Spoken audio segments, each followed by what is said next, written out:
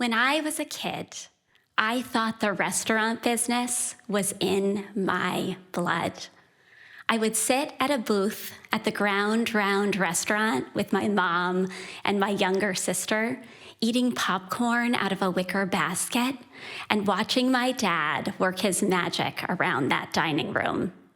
He would greet customers like old friends. He would help waitresses refill water glasses, and he would check in on diners about their meal. He had worked his way up from a dishwasher to a manager of that Ground Round and a Howard Johnson's down the street. When we were done eating our meal, which always included dessert in a plastic baseball cap, we would head into the kitchen where the kitchen staff and the cooks greeted us like celebrities. It was around this age as well, when I was 4 or 5, that I was recruited to be in a Howard Johnson's commercial. All I had to do was eat ice cream at the ice cream counter. It was no wonder I thought this business was my destiny. By the time I was 10, my dad had purchased his own family-style restaurant, and I would occasionally help him bus tables or work at catering events. We would serve chili to tired and cold skiers or hot apple cider donuts to festival churchgoers. My dad always handled those crowds with calm and a smile. When I was in high school, I started working at the Taco Bell franchise he then owned. I worked at the cash register, and I could tell you the difference between a burrito supreme and a 7-layer burrito with ease. My dad, he showed me how to handle those customer complaints that would come through with kindness and grace, and always a free taco to keep that customer happy. And in college, I started waitressing.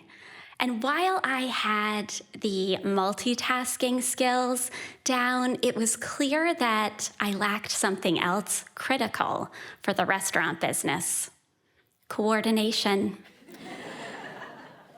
The summer of my junior year in college, I was working at a local Italian restaurant. My parents, my grandparents, my sister and her boyfriend all came in to eat while I was working. They thought this would be fun, and they came in to celebrate my sister's high school graduation. I took their drink orders, and in a moment that I can only describe as hubris, I held that tray of drinks over my shoulder with one hand.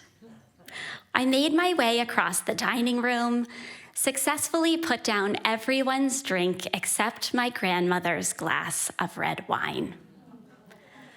At this point, I am standing over my grandmother's shoulder when the glass of wine begins to slide down the tray.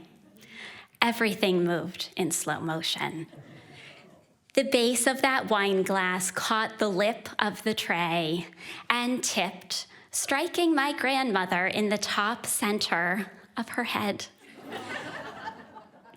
The red wine poured down her face, under her glasses, across the front of her white Floridian suit. The span of that single glass of wine made the table and the curtain next to her look like a crime scene.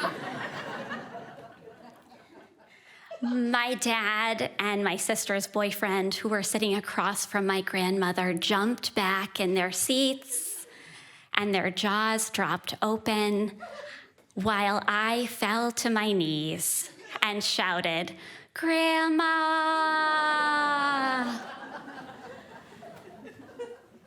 The dining room was silent, and my dad, the ever master of ceremonies, turned to the other patrons and said, "Don't worry, it's her grandmother."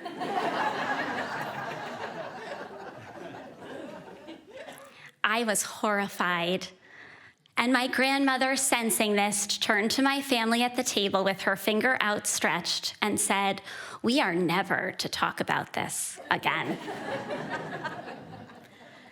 My grandmother is 98 this month. She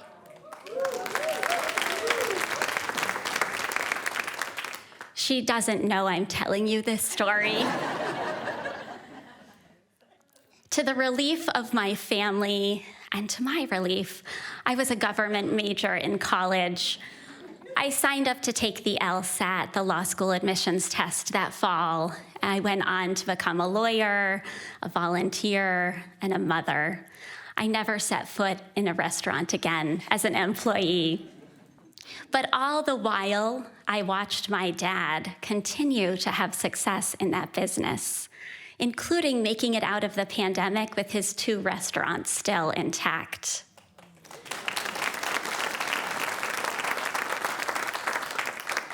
This past year, he retired after 50 years plus in the restaurant business, and he passed the torch of ownership of those businesses to my sister and brother-in-law, the boyfriend there that day.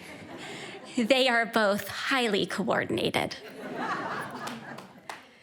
My dad's retirement has caused me to reflect on his career and my own.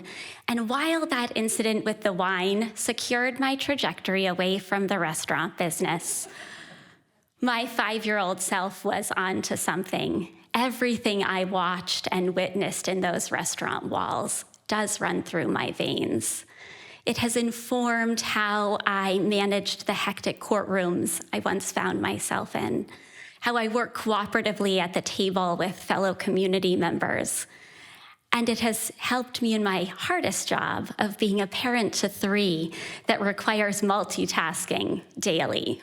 I hope that my children will reflect on me at work and say, oh, she did that with grace and kindness, calm and a smile, and maybe even a little magic. But don't worry, if you ever dine at my table, I won't serve the red wine. Thank you.